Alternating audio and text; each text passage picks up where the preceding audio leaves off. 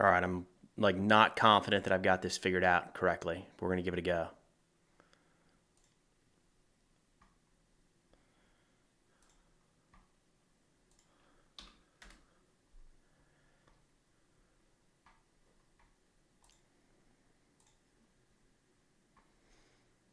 All right, I'm like not confident that I've got this figured out correctly. All right, here we go. We'll share it a little bit.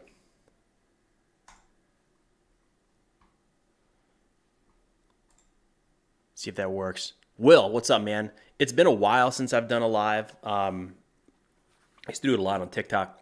Haven't done it on YouTube in a little while. Felt like it'd be a good idea.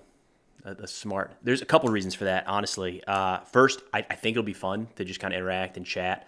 Um, but I feel like there's in this space of like news and media and conflict and all that. I feel like a lot comes down to trust, and it's hard to build that trust. It's easy to build that in person, I think. Hard to build that in just videos.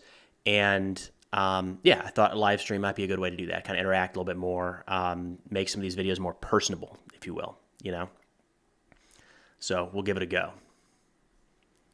Is NATO in Ukraine now? Is NATO in? No, NATO's not in Ukraine.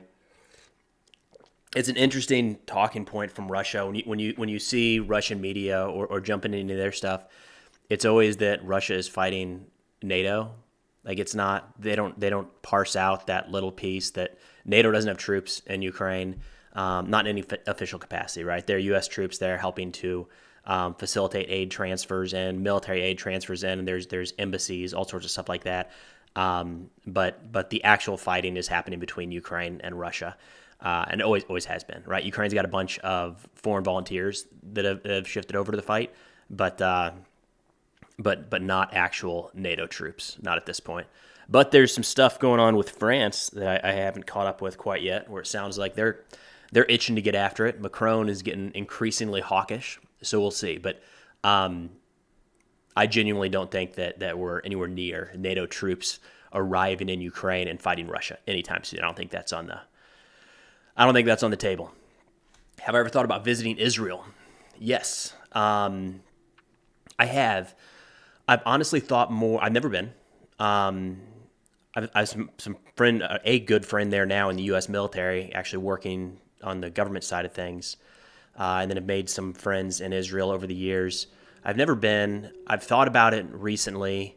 I'm a little bit torn because it's very different than the media landscape in Ukraine right now, where I'd probably be more interested in going to different reasons that I'm kind of hesitant to go to either area, but they are in the cards. For Israel right now, is that there's such a tight, restricted media landscape, if you will, that we've seen some independent type journalists go over there, and just the nature of the fight is they very much are only exposed to like what the IDF wants them to see, which to a degree is understandable because it's an active war zone.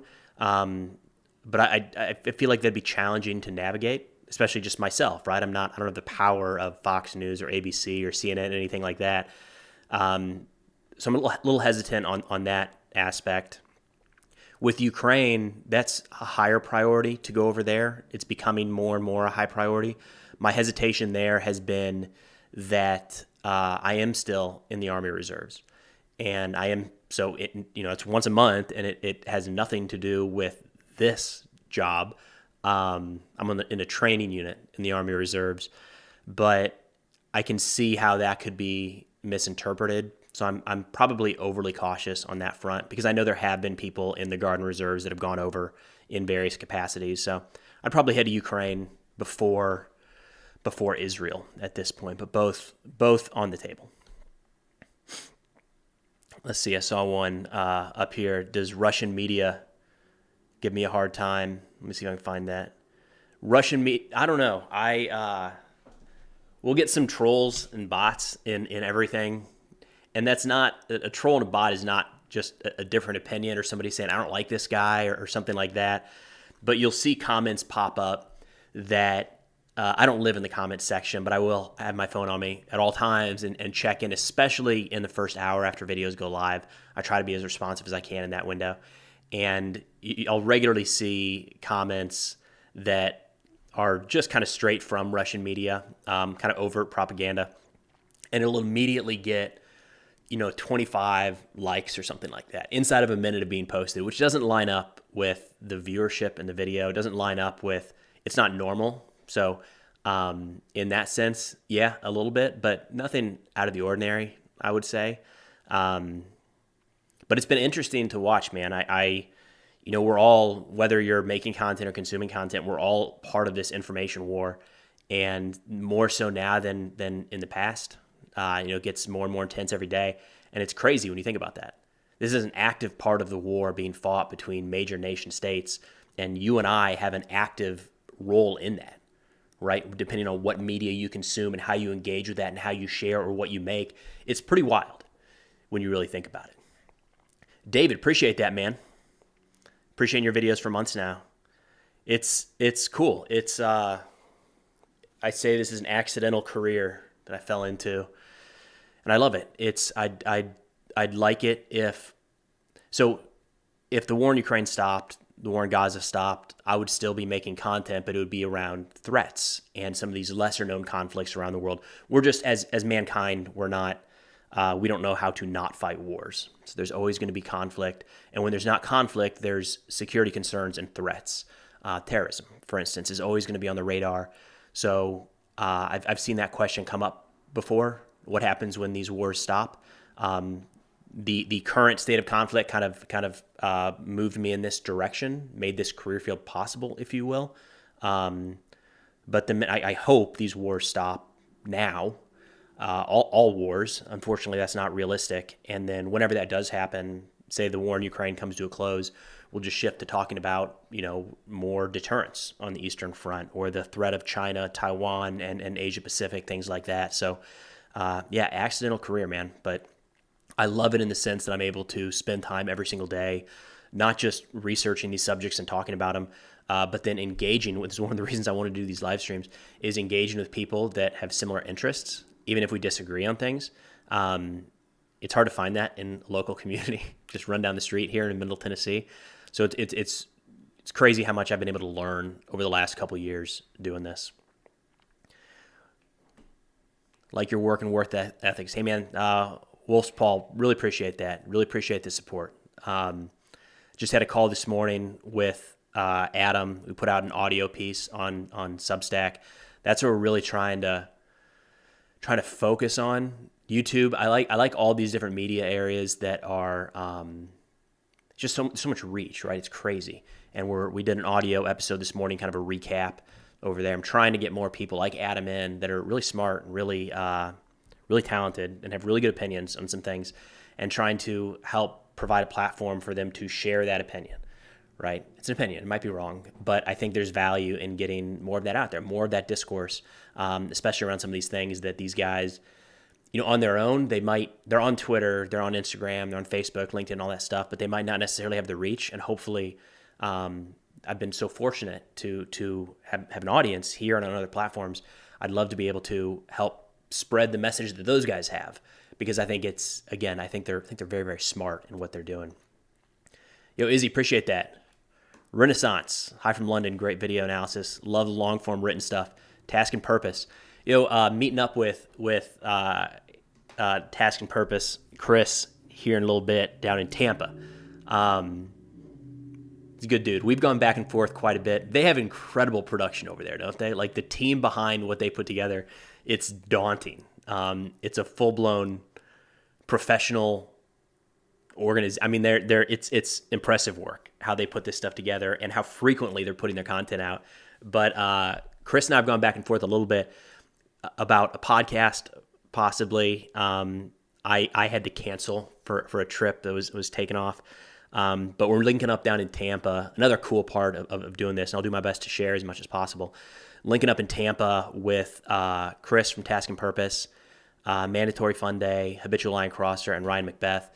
Ryan in June, Ryan purchased a table for an Army birthday event, and started reaching out, seeing who wanted to come down, and we try to put a little list together. So that'll be fun. Haven't met. Let's see. I've never met Ryan in person. I've met HLC in person. Haven't met. Mandatory fun day in person. Haven't met Chris in person. So it'll be a fun event. Can you tell me why we fight Russia? I've never fully understood why. Their country's like 70% Christian. Makes no sense to me at the moment. Yeah, it's complicated, man. And I can understand that they're an adversary is kind of if you had to boil it down and just had a few seconds to describe it now, they're an adversary. They are in competition with the United States in multiple places around the world. But a challenge that I have personally is when you really dial it down, and it's hard to explain why there should be a hatred between the United States and Russia. It goes back over 100 years at this point, a level of distrust. We have worked together, of course, at times. I mean, even past the 2014 Russian annexation of Crimea, the initial start of that war, even after that, we were still fighting alongside Russia against Islamic State. Cooperation could have been better, but it was still there. But today, it's mostly, it comes down to kind of big picture geopolitics, vying for influence around the world. And then, of course, as that plays out in a place like Ukraine, it becomes more and more tense and more pointed. But it's an interesting aspect when looking at that conflict, man. And I personally have been always more fascinated in studying terrorism, because when you look at groups like Islamic State or Al-Qaeda, we'll stick with Islamic State. It's a great example. Like, if there was an Islamic State militant in this room with me right now, they might try to kill me. Right? There wouldn't be any conversation. But there could be a Russian soldier sitting here next to me, and we would not be trying to actively kill each other in the middle of this conversation. And that's crazy when you step back and think about that. And the same stands for a Chinese soldier, right? We're in competition with China, but we can sit down and have rational conversations with them. But an Islamic State militant, somebody who's deep into that ideology, they hate us. They probably hate everybody watching this stream, right? They tend to hate everybody that's not them. So I'm much more fascinated in that. And I think some of the challenges with Russia is that there's a piece of it where both countries just don't like each other. So we continually kind of push each other's buttons in a lot of ways and try to get the upper hand. I mean, there's no question that the challenges that Russia is facing in Ukraine right now, it's tragic on the individual level. Individuals are dying. But there's no doubt that there's a benefit there to the United States strategically, right? The Russian military is losing equipment. It's losing soldiers. It's spending money. And the United States is gaining, in a sense. There's a lot of conversation to be had around that. And we like that from a United States geopolitical perspective. But to be fair, I don't think that's something we've spent a lot of time on in the general public. Partially because it's really complicated. Partially because it's probably there's a little bit of it that's just the history. We just don't like each other, and that's not always a good reason to go to war and to kill people. Average Gamer, do you see the U.S. fixing the recruiting problem? What tools did you implement? Yeah, I hope so. Where there's an ad agency I work with called Leviathan, and they've been trying to get something going with the Army for a little while now to try to branch out into some more social media aspects. And I hope they do, because that's really important to me. It's the Army has played a big part in my life. I think it's a net positive for the right people. I don't think it's for everybody, but for the right people, I think it can be an incredibly valuable experience. It sounds like they're on track to hit their recruiting goals this year, but there's a little smoke and mirrors there because they also lowered the expectations and the goals. So they lowered the goal. They're going to meet the lower goal. I don't think they lowered the goal because they didn't meet it in the past, but either way, I'm optimistic they're going to fix it because we tend to see these waves throughout history in the military. I think we're a little late to the party right now. We rode the wave the Army rode the wave in terms of recruiting of 9/11. Just about everybody that I was in active duty with and in Afghanistan with was aware of and likely joined because of some impact that 9/11 had on their life or the global war on terror. And that's fading right now, right? I mean, somebody joining right now wasn't alive. You've got NCOs in the Army. Right? Borderline you have officers in the Army now that were not alive when 9/11 happened, right? So if you think about that, it's like trying to convince somebody in 1997 that they should join the Army because of Vietnam. Doesn't really that wasn't happening, right? That wasn't a valid recruiting tactic to point to that conflict. So we're in that same space right now. I think we'll get better. One change that I'd like to see the Army make is I'd like to see them empower soldiers and junior leaders, junior personnel throughout the organization to pick up their phones and start documenting more and more of what life is like inside the Army. I think there's still a hesitation going to recruiters. I see it. I get DMs of people that are hesitant to go talk to a recruiter, thinking they're going to get tricked or pulled into something and they don't want to be a part of it, which isn't true. Go talk to them, and if you don't like them, turn around, go away. Like you have access to most of the information on your phone, so you don't need to go in there scared. You don't have to sign anything. But I'd like to see more openness from the Army with soldiers documenting what life is like. It's not all good. There's plenty of things that suck. There's plenty of things I did not like. I left active duty, right? Like I did not like the day in and day out of being a good way to show that, and kind of take the mask off, right? If you show the good and the bad, I think it's probably going to pull more people in, eyes wide open, if you will. So I'm optimistic. I'd like to see that happening. 12 Bravo, love that, man. Combat engineer, 8 to 15. That's a good stretch. I thought about going engineers. My list, for what it's worth, was field artillery, armor, infantry, and I think combat engineer was 4. Went through that.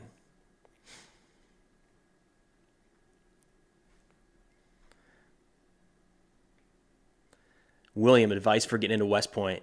Yeah, don't hit on that a lot in the videos recently. Used to talk about that a little bit more, especially on TikTok, because it's 60 seconds, right? You can just throw something out there.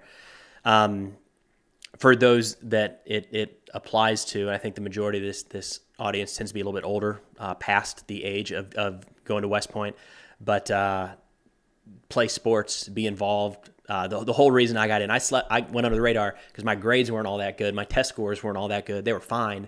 But I was the captain of a couple sports teams and played a lot of sports and was involved in things like that. So they look at the leadership aspect. West Point, 30% of the cadet score is made up of leadership possibilities. And the only way to judge that is through leadership that you have actually done, right? That's huge compared to any other school. Other schools, that might be like a rounding error. At West Point, it's a whole third of your score is leadership. So that's not something you can make up. You have to get that knocked out early on. And look, that's a good thing if you want to head into a service academy. It's also just a good thing if you're interested in leadership, sports, leadership activities, groups, organizations. That's going to help across the board, right? Shame, this is a good question, man. Extremism in the Army. I did not ever witness it at all. And that includes Guard and Reserve. We had a lot of differing personalities. The Army is pretty reflective of the general public in a lot of ways. I don't doubt, just based off of stats, that we had some extremists in our ranks.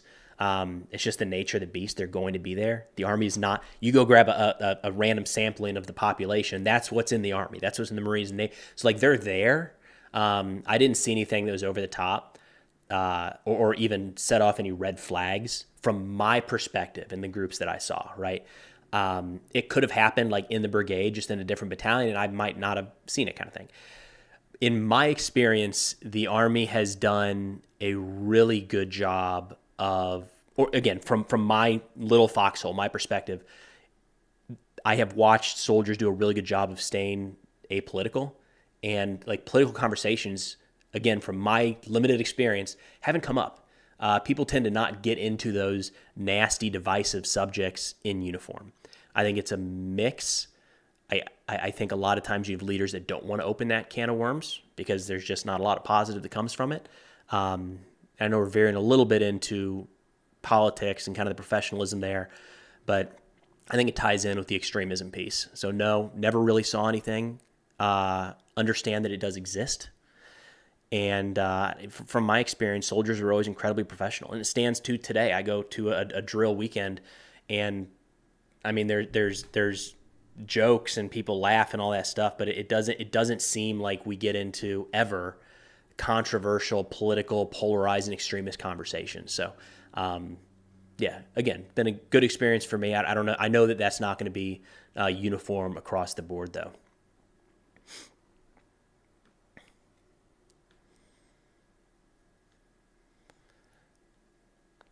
So it does look like the protests are dying down a little bit right now. That's something I've been fascinated with. I had a video yesterday that every so often I make a video, and I'm really hopeful that it gets a lot of views and gets a lot of attention, not because I want views and attention, all that stuff, but because I think it's a really important message. And the video yesterday did not get all that much attention. I kind of wish it had. Fortunately, the guy that posted that message on Twitter, it blew up, like well over 1 million views. So the views here are just a tiny little drop in the bucket. But I was talking with Adam about that this morning on the Substack. It always makes me nervous when we get into these protest situations where there's Americans angry at other Americans about something that another country is doing, right? And I understand there's an aspect here of American students upset about U.S. involvement or participation or support or any degree of Israel. So I understand it's not entirely removed, but it does seem like we've seen a lot of Americans upset at other Americans. And you can see it on Twitter now, and on which is just a cesspool. But there's just post after post of people showing the counter protesters and kind of rooting for their team. And it's Americans, right? We're rooting for some Americans against other Americans. That always scares me. So we'll see. Throughout history, there have been cases where foreign countries and the United States has taken advantage of these situations, of these protests, of a rift. They find a little ember, they blow on it, turn it into a big fire, because it's an easy avenue to create division and to kind of drive that division and stoke that flame, if you will. So I have zero evidence at all, for what it's worth, that is happening in the United States with any of these protests now, but it's always something kind of back of mind that it's a tried and true method around the world. So we can't write it off entirely. And then if that's the case, then it's people just trying to weaken us here in the United States. And I hate that. It makes me a little bit nervous. Eric, have you been following the conflict between Taliban and ISIS since the fall of Kabul? A little bit. Maybe not strange. There's a limited amount of information coming out of Afghanistan at this point. Just last week, the Taliban put out, they said, we need to look into the possibilities that there might be Islamic State fighters in Kandahar. It's like, yeah, man, there's Islamic State fighters in Kandahar. They're all over the country at this point. So they've been in an active war for a long time. A recent shift that we've seen in Afghanistan, again, very limited media environment there. You're essentially either getting Taliban press releases or Islamic State press releases, so pick your poison. But kind of reading between the lines, and what we're seeing come out of Afghanistan is ISKP, Khorasan Province, the IS branch in Afghanistan, is starting to look more international and less domestic. So the Taliban is very much a domestic organization, right? They are focused on establishing and running the Islamic Emirate of Afghanistan. That's what they're trying to do. They're trying to secure their borders. They're trying to run that country. And they've got their hands full in a lot of ways. Islamic State isn't really that. They're more regional in a sense, and then global as well. And we are starting to see a lot more. I mean, the attack in Russia not long ago was attributed in many ways to Islamic State Khorasan Province. And that's what we tend to be seeing. So long as ISKP is not focused on the Taliban probably aren't going to focus all that much on ISKP because they cannot eradicate them at this point. And again, the Taliban they got a lot of domestic issues they're trying to work out on their own. Hey, Nate, appreciate that, man. Always look forward to the videos. They're fun to put together, interesting to put together. Learn something every single day diving into this. Joe, can you talk about how the U.S. lost the arms race to the Soviet Union when it comes to missile and rocket technology? I don't know that I would say the U.S. lost the arms race to the Soviet Union. There's a good series on Netflix that I'm watching right now called, what's it called? It's about the atom bomb and turning nuclear in the Cold War. On the Brink or something like that. It's a documentary, like 10-part series. It's really good. But anyways, it gets into the arms race and how that played out. I think just about every aspect, the U.S. won the arms race, unless you look at like overall number of nuclear weapons produced. Russia has long and Soviet Union has long had more than the United States, but I don't know that was necessarily be considered kind of the turning point. There we go. Thank you. It's really good. It's worth checking out. The one aspect I would say there in terms of an arms race where the U.S. fell behind might have to do with rocket artillery. That was something that the U.S. really went away from, and the Russians and the Soviet Union stuck with for a long period of time. And we're seeing that kind of play out right now in Ukraine, where Russia has a more robust deep strike capability than the United States. So we went very heavy cannon artillery, kind of in direct support of infantry forces, relatively short range. And Russia continued on with some longer range, kind of saturation style weapons. But we don't have all that many HIMARS and MLRS units in the United States, at least compared to Russia. And I think we're seeing a turning point. Hey, I'm using the term from that that documentary. I think we're seeing a bit of a turning point we have over the last couple of years where the U.S. military has been more and more focused on long-range precision fires, and that comes into the form of rockets. So I think that's an area where Russia, whether intentional or not, they went the rocket direction, and we're catching up now. But I don't know about losing a missile race to Russia. I don't think I could say that confidently. Yeah, there we go. U.S. focused on air power and cannon compared to Russia. That's another aspect that I think is worth getting into when people look at the ongoing war. And there's so much conversation around, look at how many tanks Russia is producing, or more specifically, look at how much artillery Russia is producing. The U.S. can't keep up, right? We're producing enough artillery in a month, although production has just jumped quite a bit. Artillery in a month, or we're producing in a month, but Russia is firing in like 2 or 3 days. I think that's the wrong metric. That is a thing to consider. But if we get into an artillery duel with Russia, we've failed in multiple other areas, right? We focus very heavily on achieving air superiority and using air power to shape the battlefield. If we get to a point where we are going tit for tat with who can produce more dumb 155 millimeter artillery rounds, that's a problem. Like, we've failed multiple places along the way. Paul, oh geez, ideal false flag operation to encourage China, Russia, and Iran to fight each other. That's interesting. Haven't thought about that. Interested to see what the chat thinks. How do you get Russia, Iran, and China to fight each other? I don't know that conventional military fight would be on the table anytime soon. If anything, it would probably be economic, right? Getting the countries to stop supporting one another in some way, shape, or form would probably be more realistic. Honestly, I think Russia started down that road at the beginning of their invasion of Ukraine.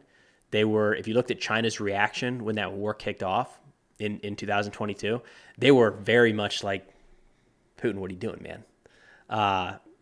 And it looked like there was concerns right out the gate, right, that China was going to be shipping all of this equipment to Russia to fight in their war, and they didn't. And by and large, China has kind of kept a safe distance away from Russia, since it's still economic allies, still military allies, right? But I think rather than trying to get some sort of fight started between those countries, I don't think that's realistic in the short term. It would be much more of a like just kind of whittling away at the value of the economic trade between those two. Jack, a cop. I don't know, man. I never had any desire to be a cop. Nope, you're seeing it. This is it. My other job is we own a daycare in town. My wife and I run a daycare, have a facility here, Middle Tennessee, but never really had a desire to be a police officer. A lot of people, there's a pretty good crossover from the military to police, especially when I was in the National Guard.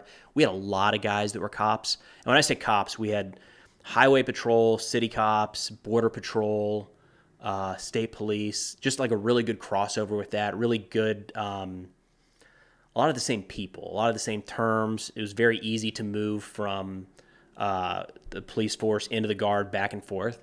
But no, personally, never had much of a desire to go that route. Firefighter, yeah, maybe. I had some good friends that wanted to be firefighters, mostly because of the schedule.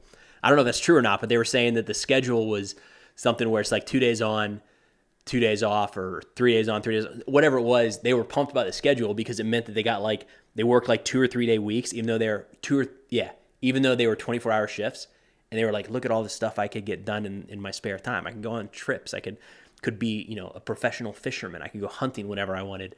But funny enough, none of them actually became firefighters. So I don't know. Regular Army officer to daycare operator. I thought you said you got out of active duty. I am no longer active duty. I'm in the reserve now. I left active duty in 2014. So I had a 5-year active duty obligation coming out of West Point. I did those 5 years and then had enough. Was ready to try something else. The grass is greener. 4 years at West Point, and then, 1 year at Marion Military Institute, 4 years at West Point, and 5 years active. All I knew was the Army. This is where I was going to go. So that whole time you're thinking about like what else is out there? What more could I be, or not more, but what different could I be doing? And so I made the jump from active, lived with my wife in a little bit in Grand Rapids, Michigan. We got married, left in May of 14, got married in November of 14. We lived in Grand Rapids for about a year. And then I moved to Chicago, worked in a tech company there. And then moved down, could work remote. So we moved down to Austin, Texas, where I had some family, stayed with that tech company, then worked in a family business down there for about a year. And then at the start of COVID, we decided we wanted to start our own business, start something together, my wife and I. So we moved here to Middle Tennessee and opened a daycare. So drop-in daycare center, something we were looking for our daughter, thought there was a need here in town. And as that was getting started, I started making content online, and those paths kind of came together, if you will. So now my wife spends a lot more time on the daycare. I haven't been on the floor in the daycare actually doing anything there in like a couple of years now. So back office support, admin, that kind of stuff. Sounding board for my wife when stuff is going in every direction. And then the full-time job now, fortunately, which is crazy for me to still get my head around, is the content creation side. But yeah, we just wanted to try to do something on our own was really the catalyst there. I worked for some good companies, good people, good bosses, no complaints there, but just wanted to do something where I could wake up each day and kind of get after it in my own way and try to build something, if you will. So that's what we're in the middle of right now. There's pros and cons. It's a roller coaster every single day, multiple times each day. It's a roller coaster. Grand Rapids, yeah, man, yeah, Brian. My wife went to Grand Valley for undergrad.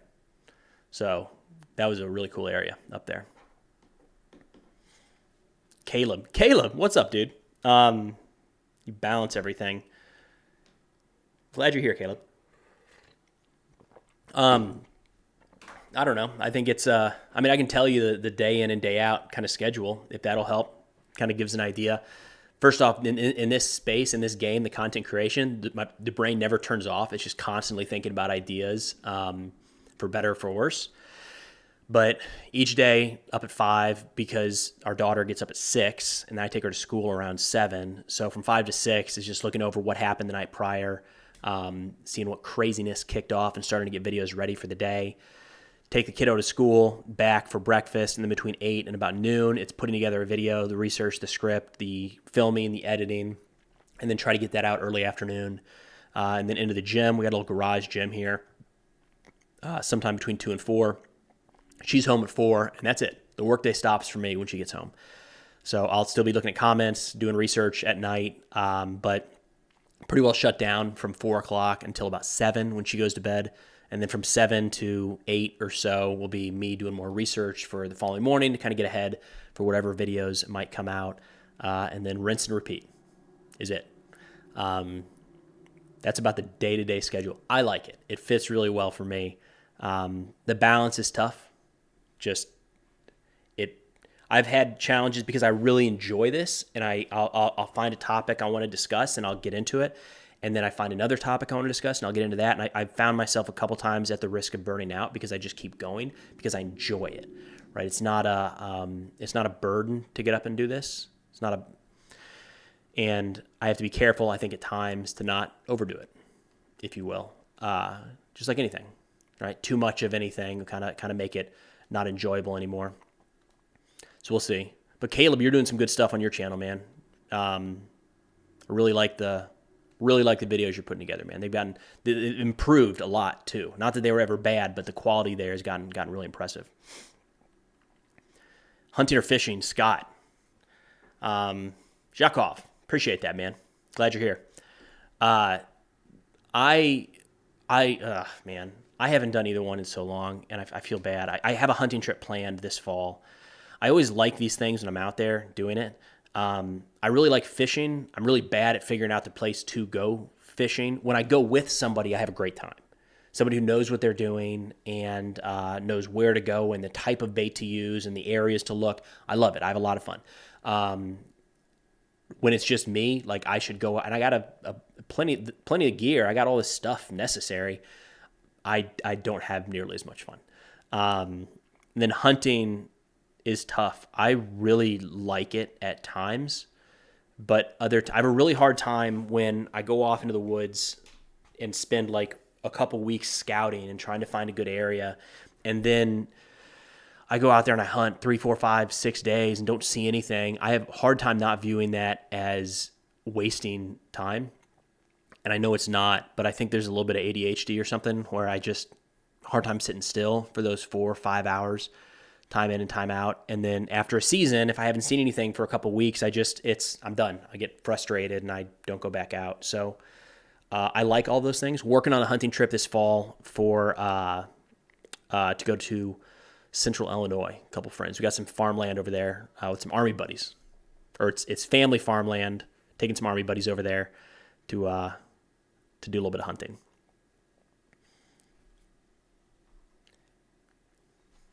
Curious what your analytics are for female viewers. They're low. There's a reason I can always say, thanks, man, or appreciate it, dude, something like that. See if I can pull it up here.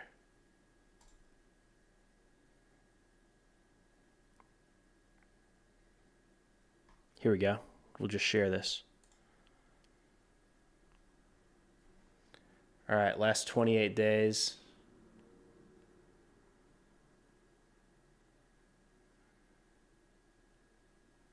There we go. 4% female. Is that higher or lower than expected? I think that's actually higher than it's been in quite a while.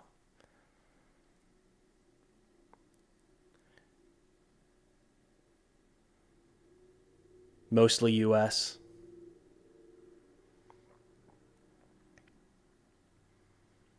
I always think this is interesting. The other channels your audience watches.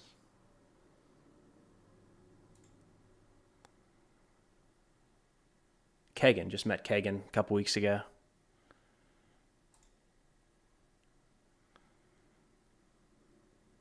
There you go. It's quite the mixed bag of shared audiences. I don't know what American Veterans Center is.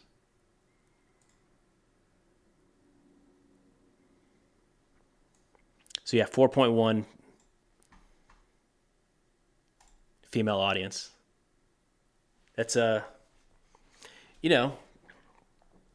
I'm not, for what it's worth, I'm not trying to reach a specific audience one way or the other. I think in this 13-year-olds, I don't know, man. Not asking ages. It's a small group over there.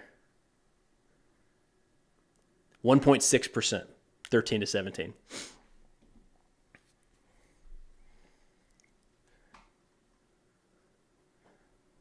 MJ Griffin, shorts. Yeah, dude, I am, wait, are you talking about YouTube shorts? Or is that something else?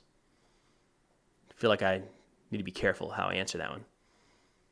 Leo expected 0.5% for female audience. I think it's, let me look on TikTok real quick. The QVC is all TikTok is now. See if I can share this in the screen.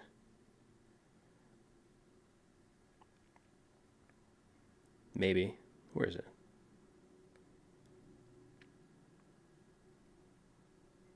Creator tools. Oh, analytics. Here we go. Followers. Gender. Oh, it's better on TikTok. You're not going to be able to see that, right? It's not going to work. 15% female on TikTok. That's right. Drippy Dog Getter. Ryan Preston and T-Sply. T-Sply is just up the road. Tennessee boy. Yeah, I'd like to get to Ukraine before too long. I know some folks have done really good interviews there. It's been on the cards. Had a handful of invites. It's not I've mentioned it before. There's a couple reasons. One, I have had in the back of my mind that I'm nervous about being in the reserve, still a part of the U.S. military and going to Ukraine. I think that's probably overblown. I don't think that's realistic, and I don't think that's something I really need to be concerned about. But the other part is it's visiting an active war zone.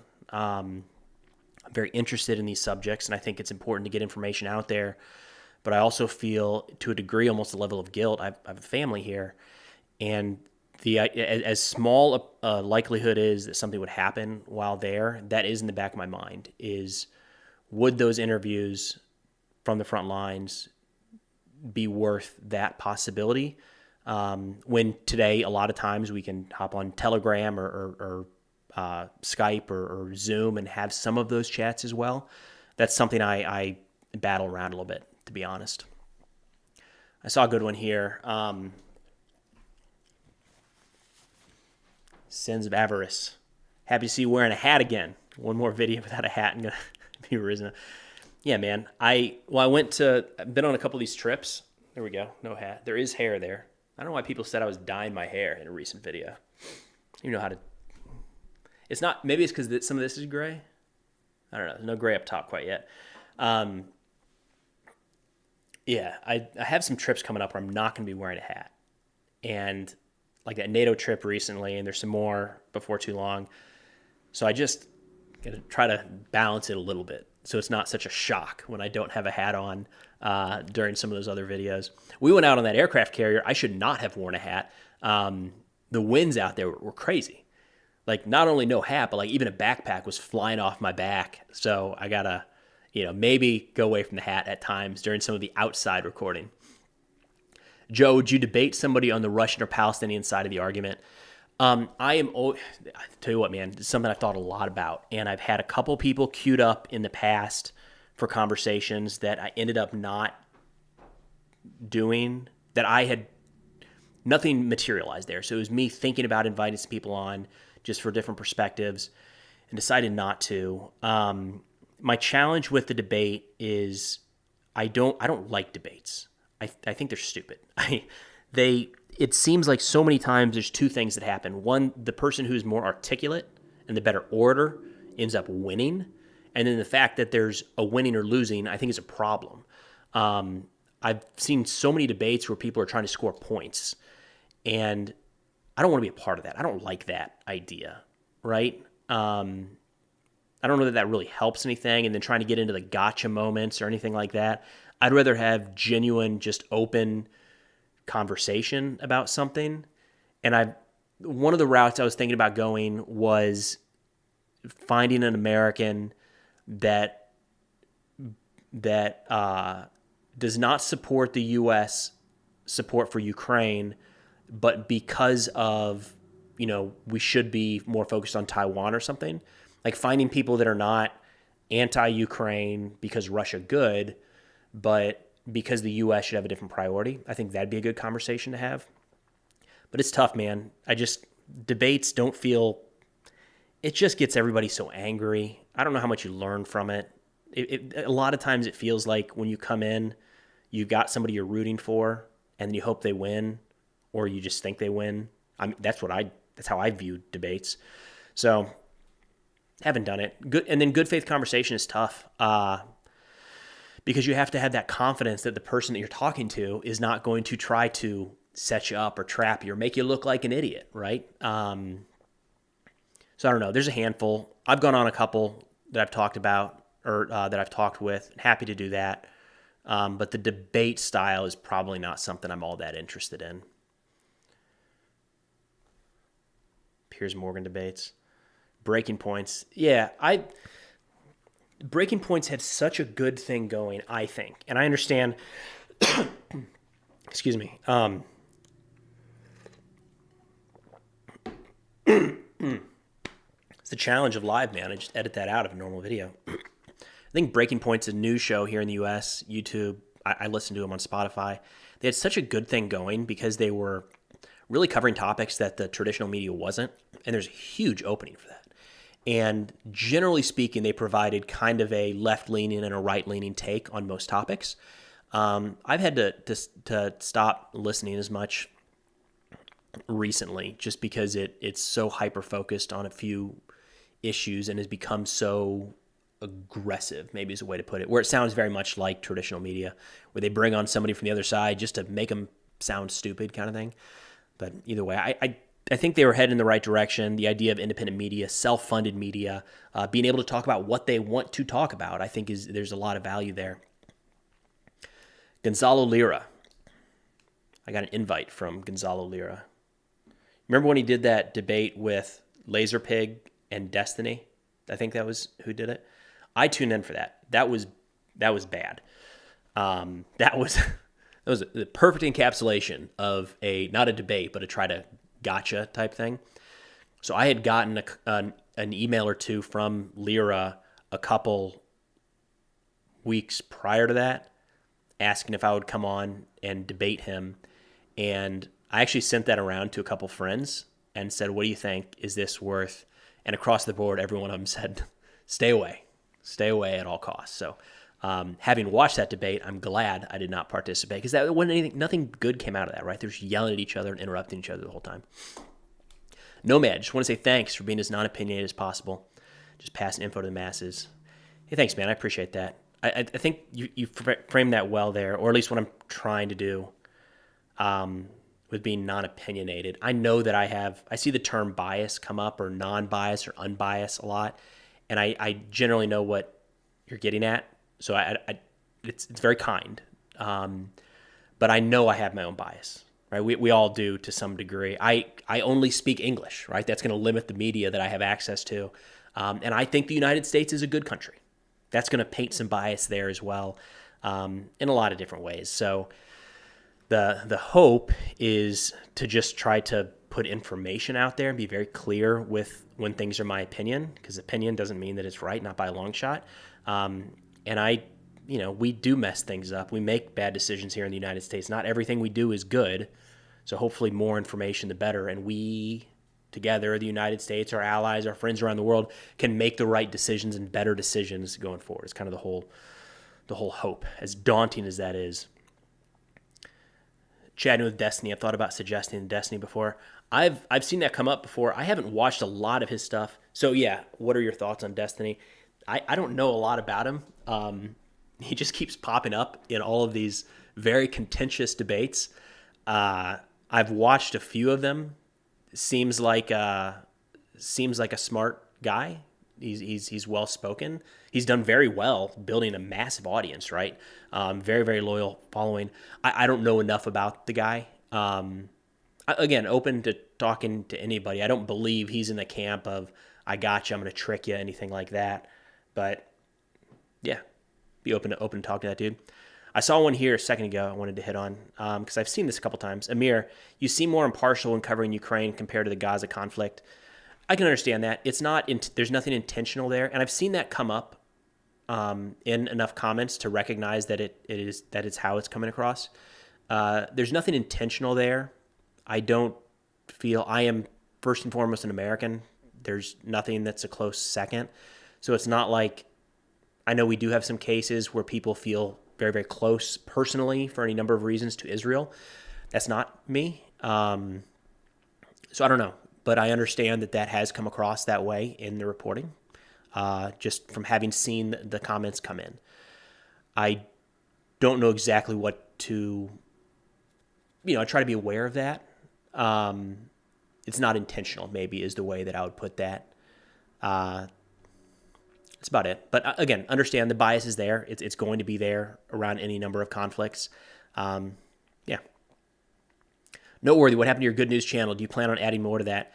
Yeah, the plan there is just whenever. So sometimes this line of work just beats you down, and it makes it's tough at times, and it's a lot of negative. And the plan is to when I kind of get in one of those ruts, head that direction and do some more kind of good news type content. I wanted it to be there and available. But I also didn't want to add the stress of saying like this is going to be a weekly upload or a twice monthly or anything like that. So it's back of mind to be there. It's more just an outlet to laugh a little bit, and smile, and to not talk about something like war and conflict is kind of the idea there. Jay Edwards, found it. I don't know what you found, man. Maybe it was a good news thing, but appreciate it. Destiny would be a good conversation. Yeah, I'd be open to it. I'm open to a conversation with anybody. It's again, going back to the Gonzalo Lira piece, he had enough content out there where I had a pretty good idea it wasn't going to be good faith, maybe is the way to put it. It was going to be adversarial. But for anybody that's just open to a conversation, happy to do that, right? Like I don't have there's nothing to hide. If some things are opinions, I'll say their opinions, open to any of that. There's enough media out there at this point. I've made enough videos that people generally know where I stand on a number of issues. So it shouldn't be like any big shocker. An important question there, Eric. Do you drink soda? Yeah, fair. Yeah. But sparkling water is kind of the go-to around this household, man. Garrett, I need moderators, man.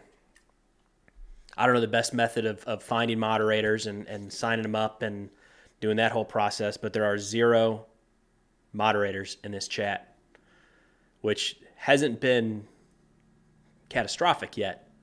But we could definitely head that direction. Maybe I'll put a post out here in the next couple of days, try to get some moderators.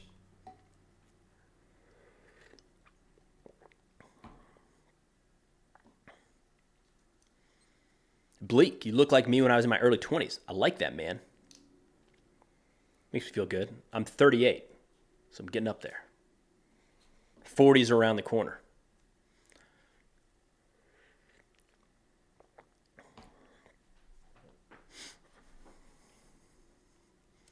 We've got to find the right time to do these streams. Google Form application, that's a good idea, man. I should do that. I'd like to get in the habit of doing these just kind of chatting streams, if you will, once a week or something, maybe once every 2 weeks. I mentioned this at the beginning of the stream, but to bring it back up, part of the reasons, 2 reasons for wanting to do this. One, I think it is fun. I'm enjoying this, and I think it'd be good to have this regularly built in. The other piece is that in this space, and we've already talked a couple times around bias and objective versus non-objective and all that stuff. I think trust is a really important part in everything, of course, but really when we're talking about some of these contentious issues like the war in Gaza, Ukraine, elsewhere around the world. And I think it's very hard to build that trust in just a random video or a picture or anything like that. It might be easier to do that via live stream. Just more connection, right? Recognize that we're people, just normal people. We're the same in so many ways. And I think we can, just from speaking from my own experience, like when I watch videos over and over again or read someone over and over again, it doesn't take long before I don't even like recognize that they're a normal person. They become like a thing. So the idea was we maybe do some of these live streams and connect a little bit more with the audience. Because again, you all are the only reason I'm able to do this in the first place. Jay Edwards, super like button. Appreciate it, man. Glad you're here. Yeah, so Shane, great if you do live streams as major news breaks. Would love that. I'm probably not going to do that. Probably not going to do that for a couple of reasons. I hate trying to break news because the first stuff that comes out, it's like you see it, right? We all live this. It's like a competition to get that news out there, and people are so quick to run with things, and it usually takes quite a while to figure out exactly what happened. The idea of going live and just kind of talking through that as it comes makes me very nervous that I'd be putting out bad information quickly. I like, for a lot of these things, having some time to kind of digest it a little bit and potentially see other sources, right? So if something happens in Gaza, we might get the immediate reaction from from Hamas or someone inside of Gaza. And it might be 2 days before we hear something from Israel, but I think it's really important to get both of those to get an idea of what's happening. So the breaking news makes me nervous. Fat Electrician. I am a fan of the Fat Electrician. Let me see. We met up. Do I have the picture on here? I don't have the picture on here anymore. We met up down in Texas at this thing, actually. There you go. Range Day at the Desperado. There's an event for the agency that I'm a part of. Leviathan. Fat Electrician is the one who got me in there. He made the invite. So we used to chat quite a bit. Still do chat a fair amount. And he made that introduction into the organization. So they do a range day down there at Demolition Ranch.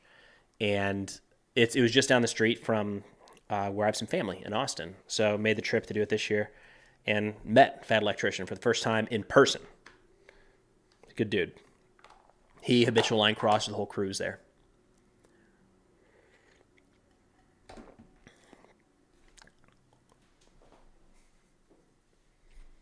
Rosendo, this is a good question. What are your thoughts on the increasing use of National Guard for domestic and overseas mobilizations?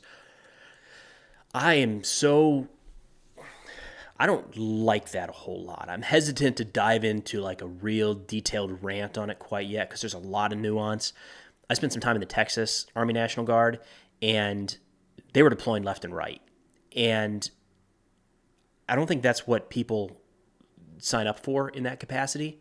And there's a part of me that wonders if we're sending there's active components that aren't deploying that much, right? I don't like that because it's pulling people out of the full-time employment, day-to-day jobs, pulling them away from their families, what they think is a part-time job, and they're going over to Africa for 9 months or something. I don't like that at all. It seems like that should be an active component job. The other side of it is that the states get a lot of money for doing that, so they compete. This is not the federal government picking on states. States often raise their hand and want to be a part of it. So, little mixed bag. And then when you get into some of these organizations, the National Guard and the Reserve, you have people that want to deploy. They want to do that. So, I don't know. My gut reaction is I'd like to see that that burden carried much more by the active component, especially now that we're not rotating so many troops through active combat zones like Iraq, Afghanistan, and Syria. But it's complicated because that Texas National Guard unit that is deploying, they get a lot of federal funding to train up the organization. It's a lot of money flowing into the Texas economy. So Texas is like, yeah, we'll do this. It's messy. Dota, hello from Iran. What's going on, man? Hope you're doing well. Happy to hear that things settled down a little bit with Iran last couple weeks. That got nerve-wracking there for a little bit. Hopefully avoid any sort of large-scale conflict there for much, much longer. Buddy, I saw where you met Ronnie from Funker. Yeah, Ronnie, fun little story about Ronnie. Ronnie and I were we did this History Channel series together and didn't know it. I didn't know that series was ever going to happen. And I ran into him at that event down in Texas, at the Funker event, or at the Range Day. And he had been promoting the show for a second. So I went up to him and asked, like, is there any am I in that by chance? And he said, yeah. And we got to talking and got to meet him in person for the first time. So we did this show called Military Mysteries, The Truth is Out There. And it was an interesting experience. So it was a contractor a producer reached out a couple, 2 years ago or something, man. It was a while. And asked if I wanted to be a part of this History Channel show, but it wasn't yet picked up by History Channel. And it was just kind of talking through a handful of different military history events. And I did it, and I talked through 7 or 8. They came here, recorded in our living room. It's pretty cool. And then that was it. I got paid for the day. They paid $750 for a day's worth of recording. And, no idea on the edits, no idea when it was going to come out. Didn't hear anything from them ever again. And then all of a sudden, Ronnie started promoting saying, hey, this thing's coming out, and it's live. So I've been in the first 2 episodes, which is kind of cool. The cooler part for me is that Rudy Reyes is in it, and I love Generation Kill. So to be in a show with Rudy Reyes, check that box.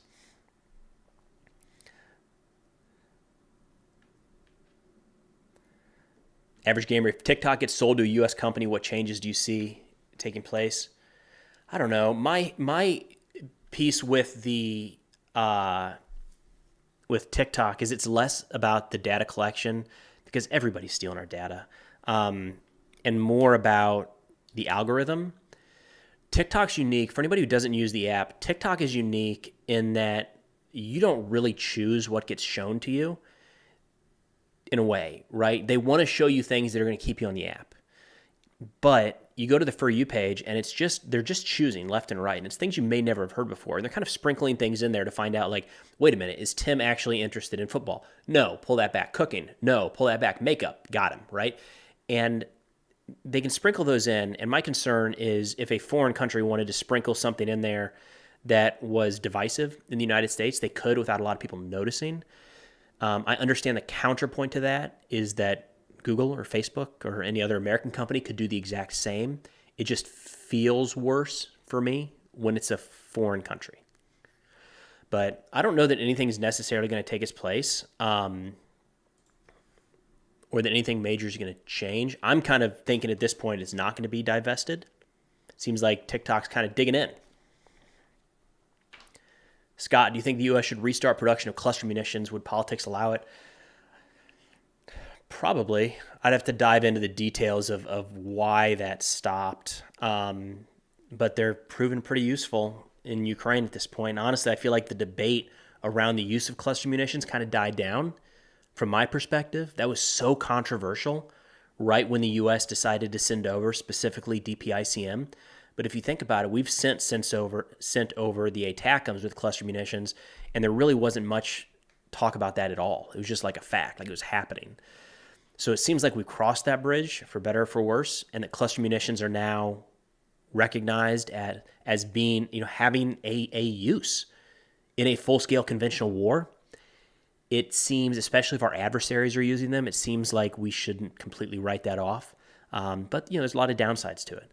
So I think that's one of the things we're going to pull out from the war in Ukraine is what munitions can we do away with and not have to worry. 105 millimeter howitzers might be an example of something that we don't spend as much time on going forward, right? Those are being used in Ukraine, the smaller calibers, but so much has gone to the larger ones. Do we transition some of these 105s to just 777s, things like that? I wonder if cluster munitions end up being in that same category.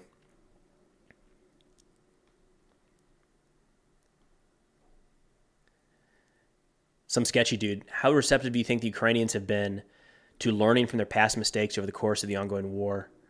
I think they have been.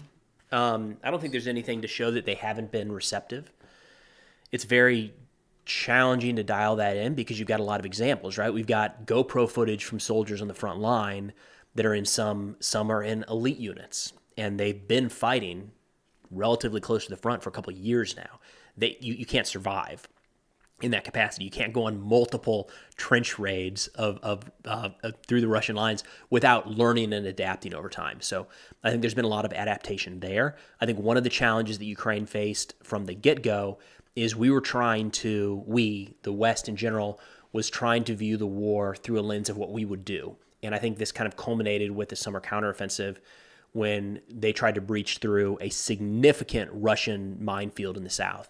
And we haven't done anything like that in the U.S. military in a long, long time. You might have to go back to World War II to find the U.S. breaching something of that magnitude.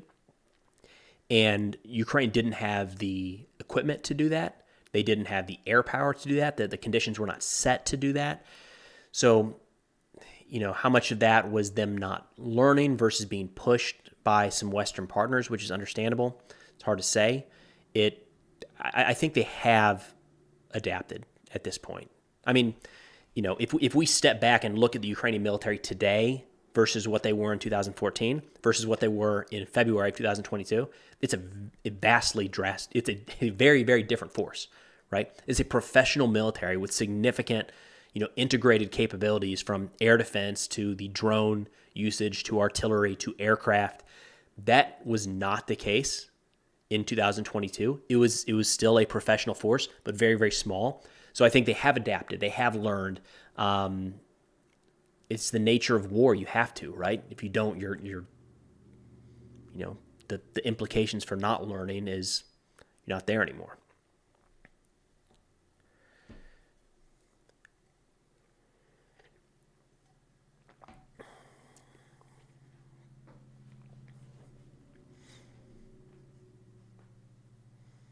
TikTok banned in China.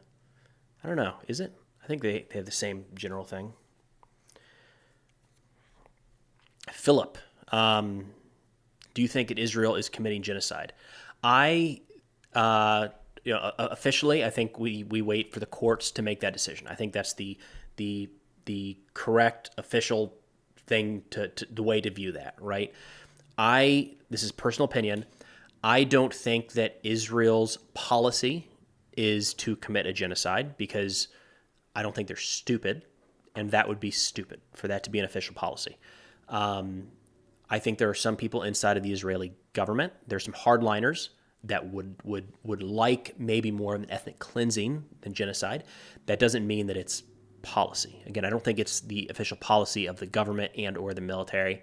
I do think something that gets overlooked a lot is that sometimes that can come about, I don't want to say unintentionally, but as the course of throughout other actions, right? So even if Israel did not go into Gaza with the intent of committing a genocide or an ethnic cleansing, that doesn't mean that it can't still happen through the result of conducting that war. That said, I don't think there's a lot of evidence to support that at this point. I think it's been a brutal war. I think there's been a lot of civilian casualties, but I don't think there's a lot to point to Israel going in there trying to kill all Palestinians. I think in some cases, Israel has been more loose with their targeting than we would have been in the United States. But I think it's a far cry from trying to kill anybody and everybody that's in front of them. There's been too many cases of trying to remove civilians. And again, personal opinion, there's people much smarter than me digging into this from a lot of different avenues. But yeah, I don't. There you go. All Q's, no A's. Genocide requires intent by definition. So there you go. I don't. It's tricky, man. I mean, there's a reason that this is a debate right now, right? And I understand that some folks will say that it's not a debate, it's settled, but I think the fact that it's still being heard by the ICJ, the fact that it's still discussed online, I think brings about the fact that it is still up for debate. It's complicated. Yeah, the Nazis didn't have a policy for genocide. I don't know. I don't know if I'd jump into that. They had some official policies that were pretty rough. But then again, comparing anything at any point ever to Nazis kind of goes off the deep end pretty quickly. But I think we should see something from the ICJ before too long, right? It's been a few months now. I understand some folks want that to happen much, much faster. It's not. It's going to take a long time. But we'll get there, I think.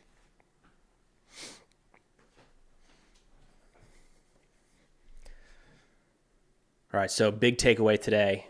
I need to get some moderators. The chat's not bad. I'm peeking over when I can. It's seems like there's plenty of good faith back and forth, but it's not a bad idea. Need to get some moderators. I'll put out a Google form here in the next couple days to get something going for that.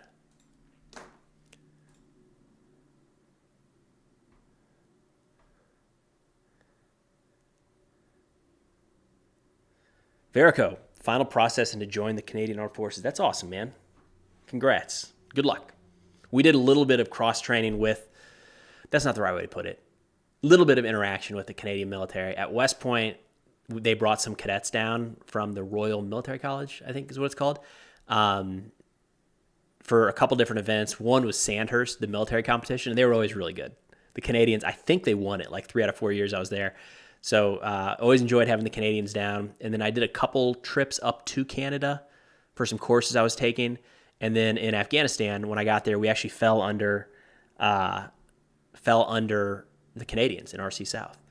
for a little while. They had run the southern portion of Afghanistan for quite a while, and I think for the first half of the deployment, we were under Canadian command, and then it transitioned over to Americans. Good dudes across the board. Good experiences with Canadians.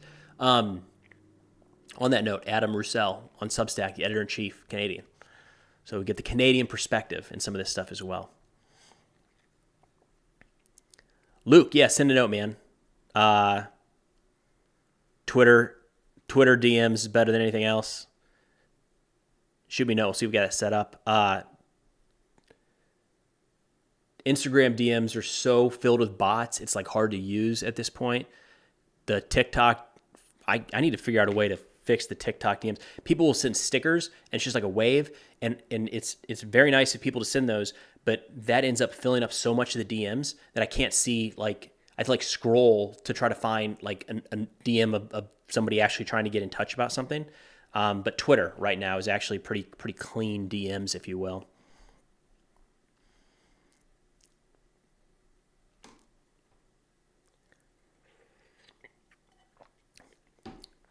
Anticipate the U.S. and Canada ever being adversaries? No, there's too much in common. You have to extrapolate that out way, way, way down the road. We've got a long history of cooperation. For all the little challenges we have, I think we're on pretty good footing with between the U.S. and Canada.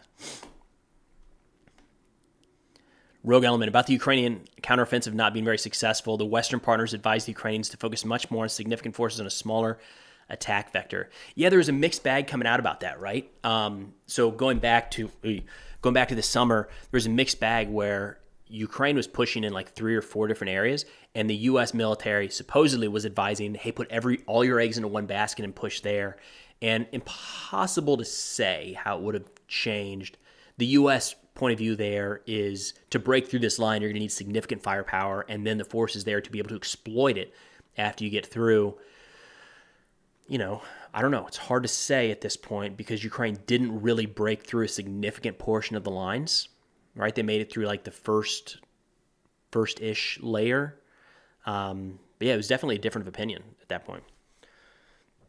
For what it's worth, I don't know that we're going to see any significant offensive like that in this war from Ukraine for quite a while. There's no reason for them to try to do something like that again. It chewed up a lot of manpower, a lot of equipment. Cole, with the Army switching focus to divisions for their primary tactical formations, what do you think that looks like for independent formations like the 173rd Brigade in Italy? We have such a hard time with tradition. I have a feeling they're still going to be around for a while. We might transition them into some sort of like, maybe it ends up being, again, this rapid response force for Europe. And we have to have an individual brigade there. But I don't think they're going to go away. I think we'll have a few of those. Because there is still a need for these smaller units, right? We are, one of the reasons that the brigades came about was the ability to put this roughly 4,000 man unit and kind of rotate them in and out of a combat zone. And they were self-sustaining to a degree, right? They didn't have their own organic aviation, but they had military police, intelligence, artillery, depending on the formation, armor, and it could just deploy. You know, the 3rd Brigade Combat Team of 1st Cav, or I was 2nd Brigade Combat Team, 101st, and you had all those capabilities in one. And the argument right now is that we're not going to be using that as much in a large-scale conventional fight, which I think is pretty accurate and kind of consolidates resources. But there's still going to be a need. Like, can't you envision a need where something kicks off in Western Iraq or around Baghdad and we need to send in a brigade to help facilitate the evacuation of U.S. personnel or something like that? And we're not going to want to send a whole division. And some of these brigades are just like nice packaged formations that could easily get there. So I feel like we're still going to keep a handful around. But that's also total speculation. Aaron, appreciate the support, man. Yeah, Scott, you can't get rid of the 173rd. Where else would everyone put as their first duty station? I would have gone to Italy in a heartbeat if that was an option. By the time my choices came up, Italy was off, Germany was off, Hawaii was off, Fort Carson was off. I think that was it. No chance. Could have gone to Korea. Would have been, you know. Mitch, what is Ukrainian victory? What is the path to that victory? That's a big debate right now, man. There is a good article that came out from a Ukrainian general, or he was quoted in it, talking about how this war will not be won on the battlefield.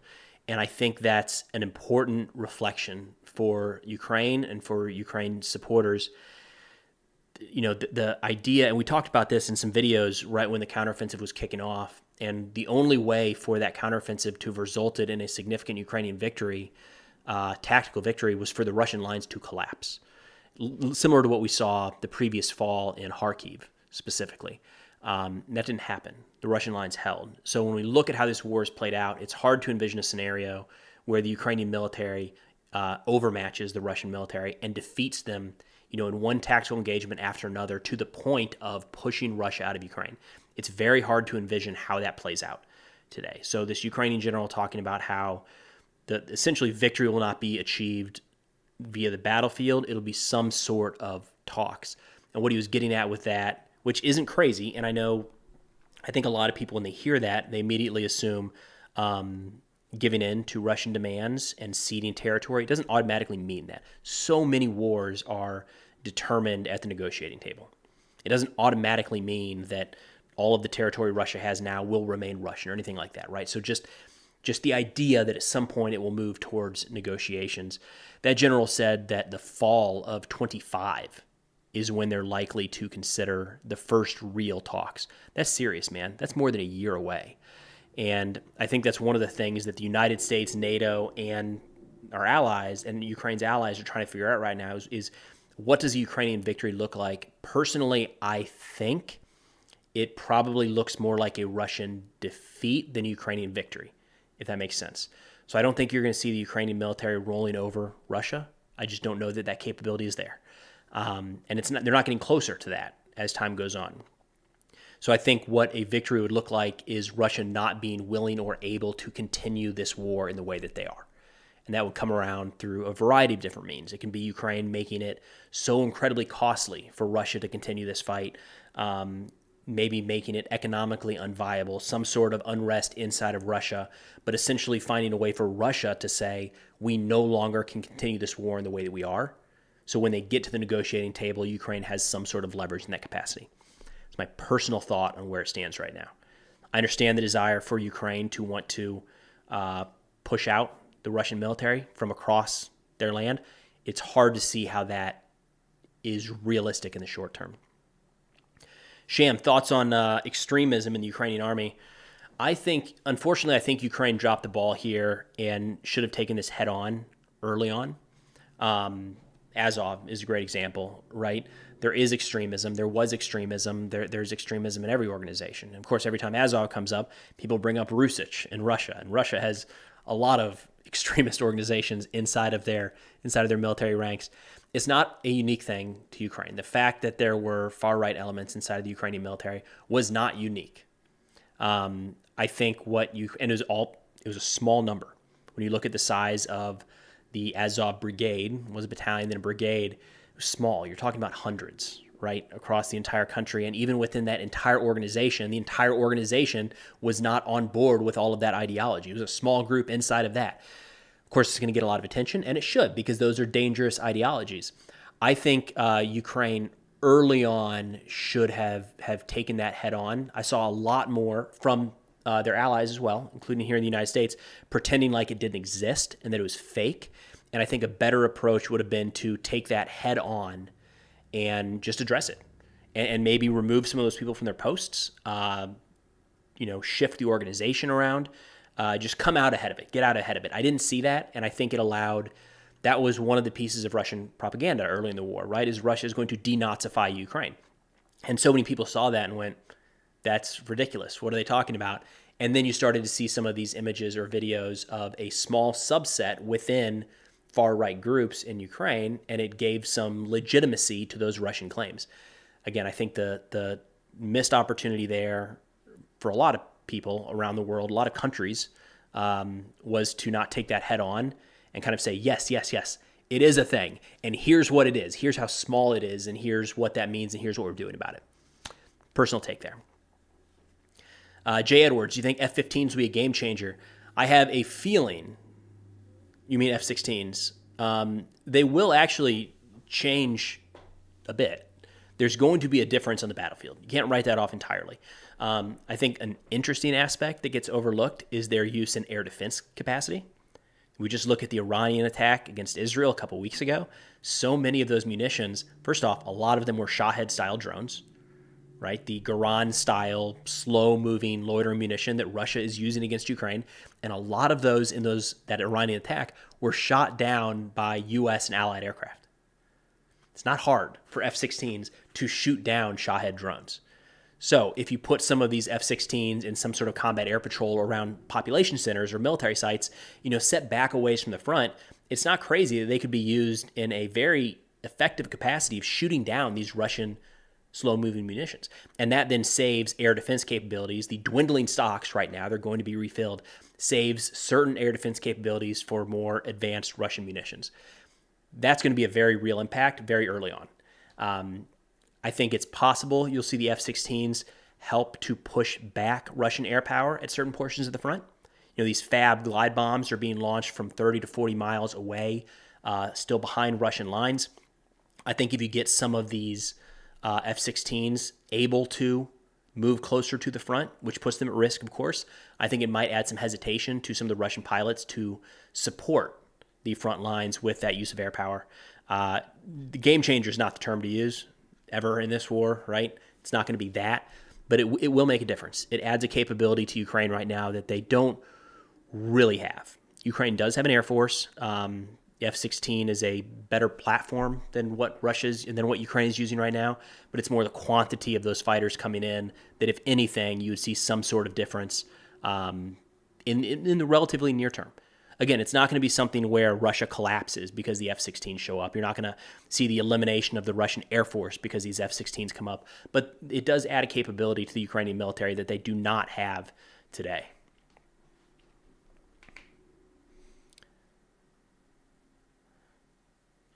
F-16s will get shot down.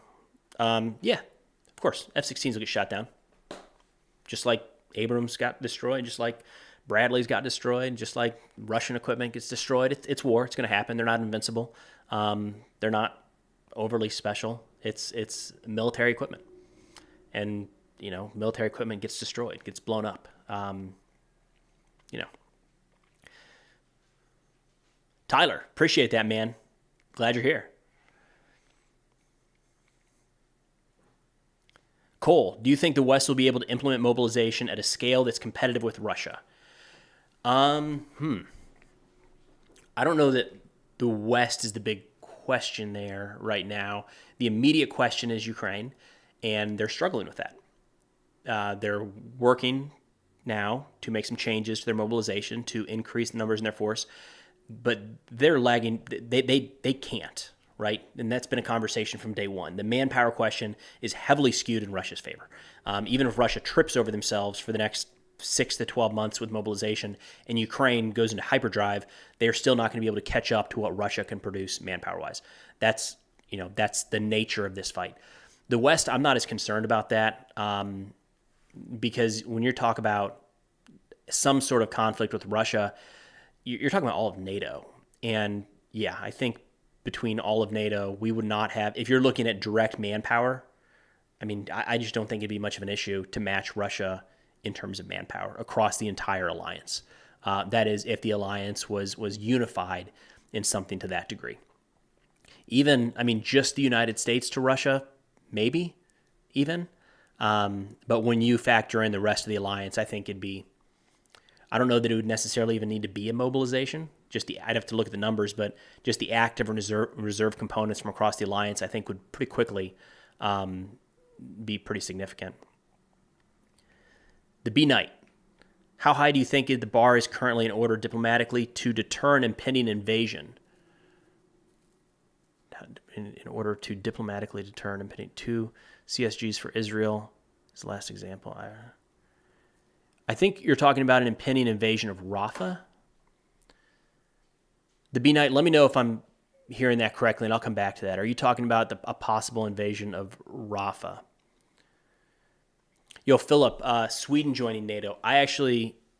There's a question I have about that I don't have the answer to, but I'm hoping to get answered here in a couple weeks from somebody at NATO, is what exact military capabilities does Sweden add to the alliance?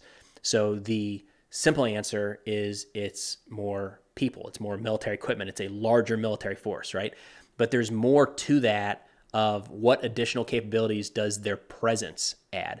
This is a conversation about when you hear in the United States people saying that we should get out of NATO, we're not getting what we need out of NATO. It looks past the fact that we have the ability to forward stage troops, bases, share reconnaissance, share intelligence with all of these different NATO countries. What piece of the pie does Sweden add to that? Because it's certainly something, right? And I think that's kind of overlooked in the whole conversation. So I have a chat coming up with somebody at NATO. That's actually one of the questions I have, is what strategic aspects does Sweden add to this alliance? Gripen, yeah, there you go. That's one.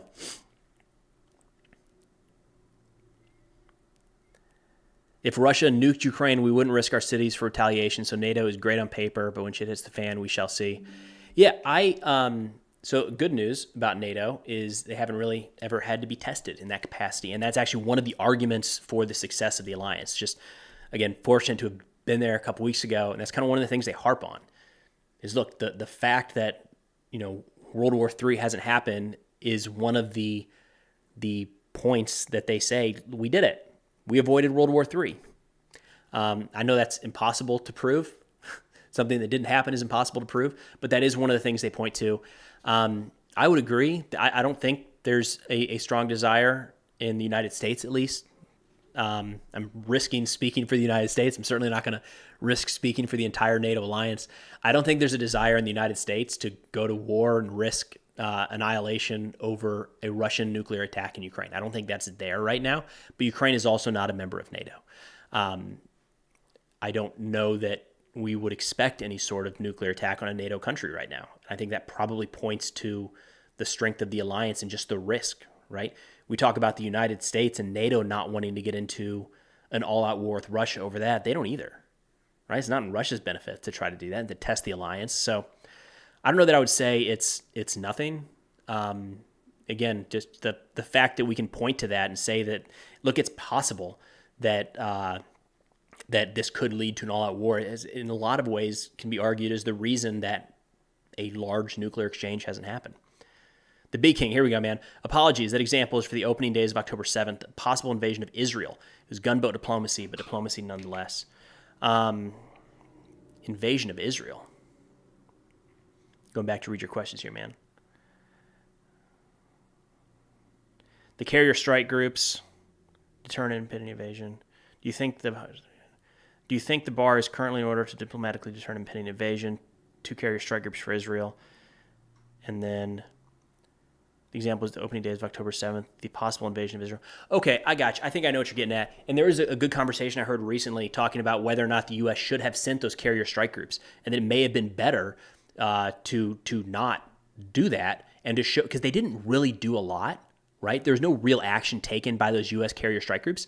More, they were there just as a show of solidarity in case something happened. Maybe they prevented something from happening, but now looking back, it doesn't look like Hezbollah is really planning on launching any sort of large-scale invasion. So maybe they didn't need to be there. I don't think that there is I don't know that if you're talking about an invasion of Israel right now, it's the only likely culprit is really Hezbollah. Talked about on Substack earlier today the challenges of Egypt getting involved. And they might have some issues with Israel, but Egypt has a lot of challenges domestically as well. It's hard to envision a scenario where they would want to kick off some sort of war with Israel. Really not going to see anything from Syria other than the missile and rocket attacks, right? Assad's got his hands full. And those militias there, they're not able to kick off like a full-scale invasion kind of thing. So it's Hezbollah to the north. And it doesn't look like that's in the cards. Just we've kind of seen them maintain this status quo. I don't know how much I would point to that being because of the carrier strike groups that were sent to the region. Going back to October 8th, it looks like Hezbollah was a little bit caught off guard. I think they want to show strength. They want to show solidarity. But I don't think there's a strong desire for Hezbollah to enter into a full-scale conflict. They've got challenges at home in Lebanon right now. If southern Lebanon went up in smoke, as it would, no matter who ends up winning that war, it'd be devastating for southern Lebanon. Who's going to rebuild that, right? Iran's not in a position to do that right now. It would just lead to further destruction in their country. Hezbollah wants to maintain power. I don't think they maintain power by kicking off a large-scale invasion. So, personal opinion, if anything happens, I think we will see an escalation of activity on the northern border. I'm not sure Hezbollah wants that, and that might actually be a reason for Israel to do something. Again, personal opinion there. Moa, M-O-H. Glad you're here, man. Appreciate that.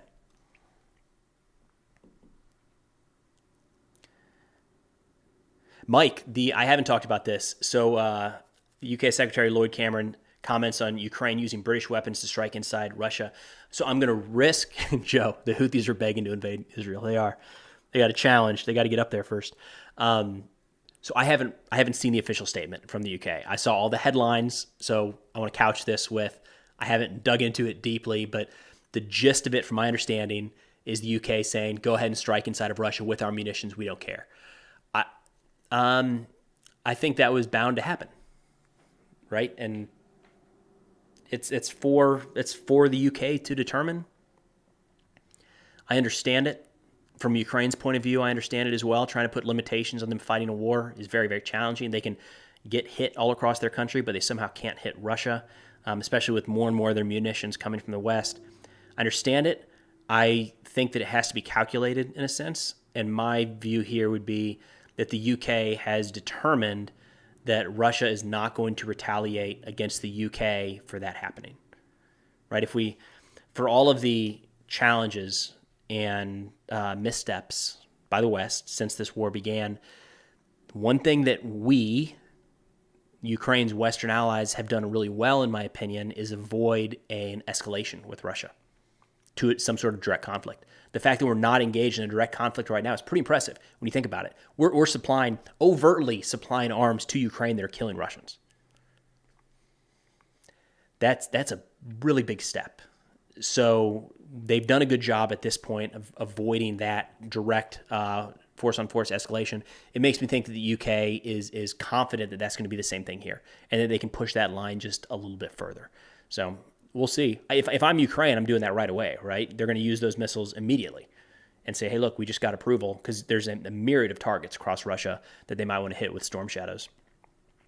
Cole, if Georgian policy starts to give way to public demands and they start flirting with the idea of joining NATO, could we see a similar justification for invasion by Russia that we saw in Ukraine? Yeah, I'm sure. I don't know that Russia can take that on right now. I'd have to get some Russia experts here, but they've got a lot going on right now with Ukraine, right? For all of the folks that say it's a fraction of their military, or it's taken a lot of time and attention and resources and economic power from Russia to keep this war going. I don't know how heavy-handed they could come down in Georgia. But yeah, I haven't seen anything yet talking about Georgia wanting to join NATO, but you can kind of see how this is one of those interesting conversations, right? Like, if Russia clamps down on Georgia even further, that's kind of where it pushes them, right? They want some sort of protection. They want to be part of a team that isn't doing that. They want a big brother to help look out for them. And the natural movement is towards an organization like NATO. Like, I made a video recently talking about how Putin has been one of the best NATO salespeople in history, right? Like, this is not all NATO just like pulling and enticing countries to come in. There's a lot of this where countries are looking at what Russia has done. Sweden and Finland most recently, they said, whoa, that invasion was real. Russia is on the march. We need to be a part of this organization. So it's not crazy to think that Georgia could do the same thing.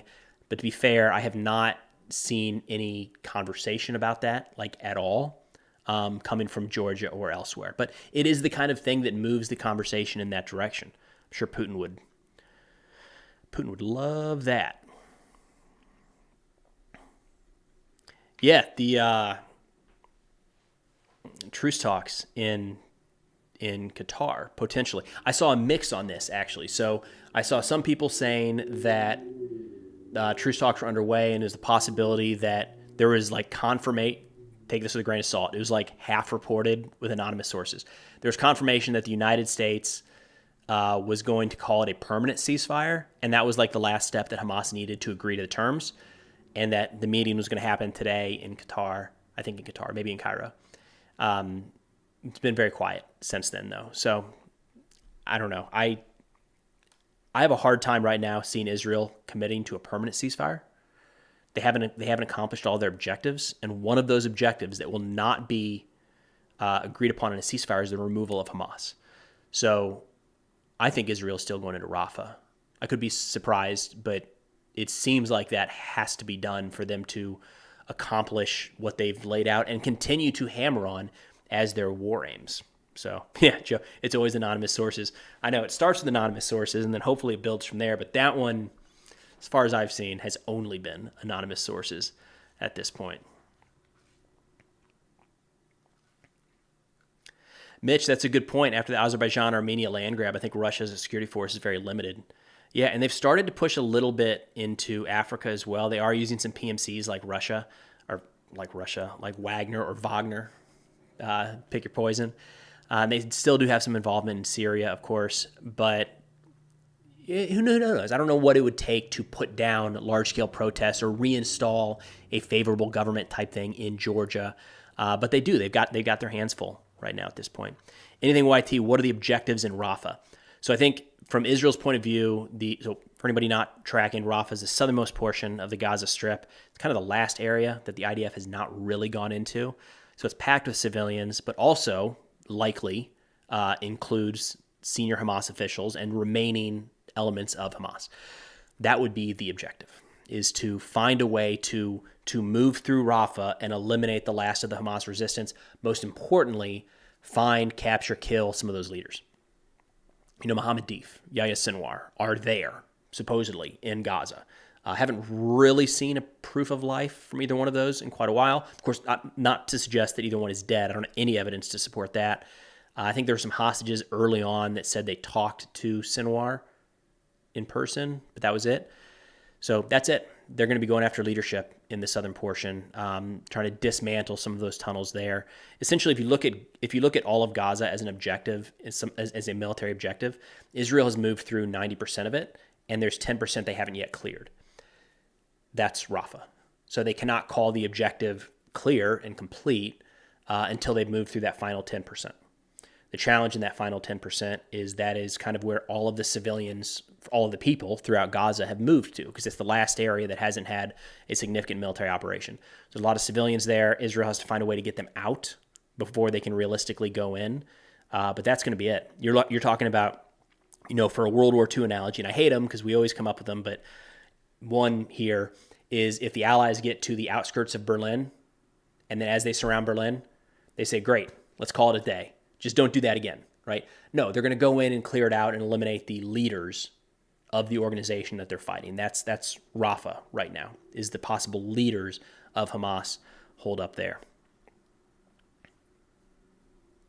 What do you think about Fat Kim telling his military to prepare for war in the South? He does that all the time, right? God, Kim Jong-un is awesome.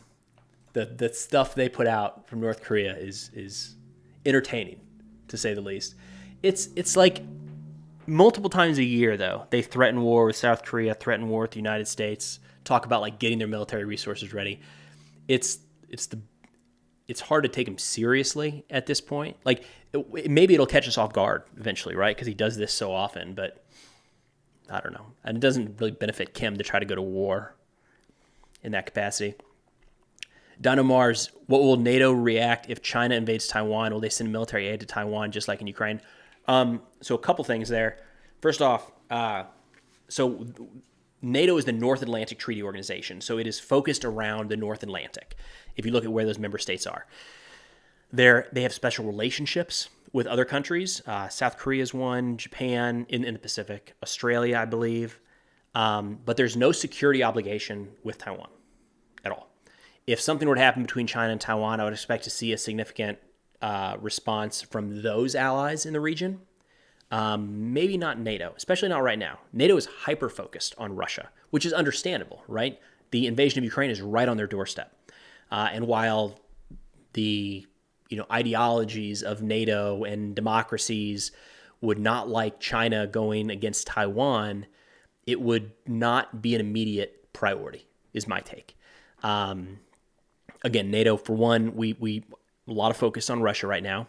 And then the second part is that NATO doesn't really, if you look at where NATO exercises take place, even, like it's the North Atlantic, where it's hyper-focused on Europe, hyper-focused on Russia. So it's just not,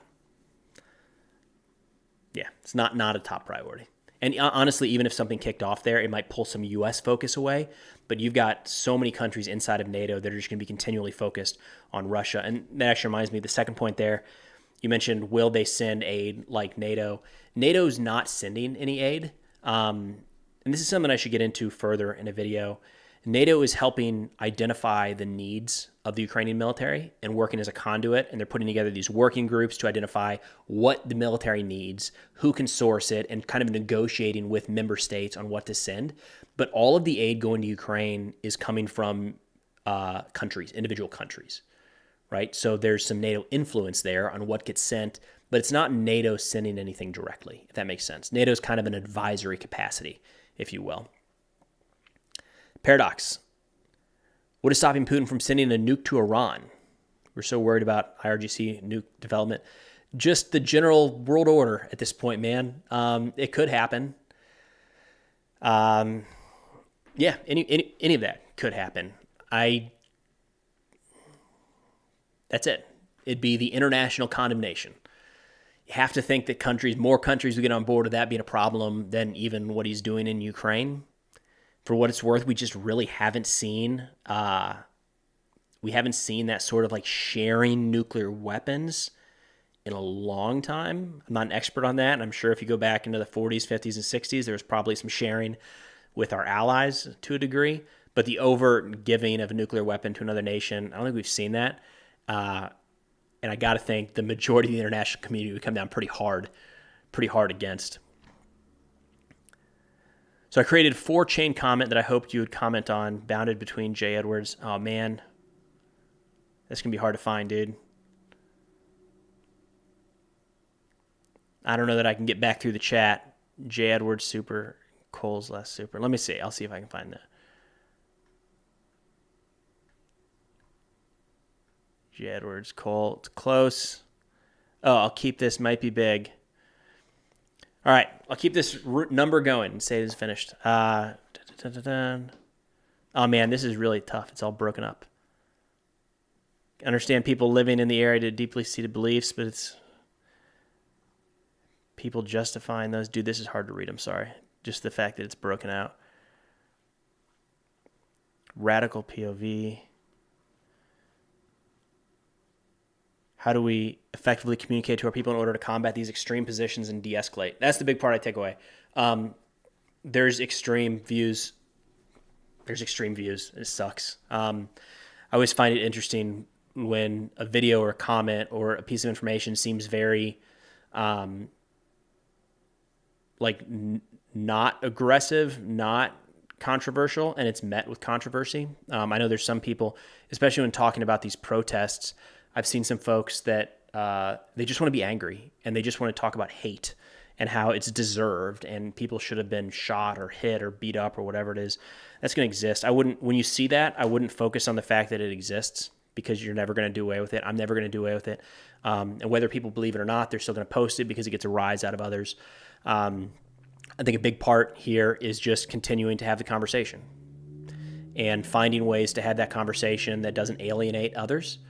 So if you come in hot on a side talking about how XYZ is Satan and bad and the worst of all humanity, you're probably going to isolate some people and not be able to have any sort of conversation there. But if you can find some sort of middle ground and talk about, how about this one, the children in Gaza.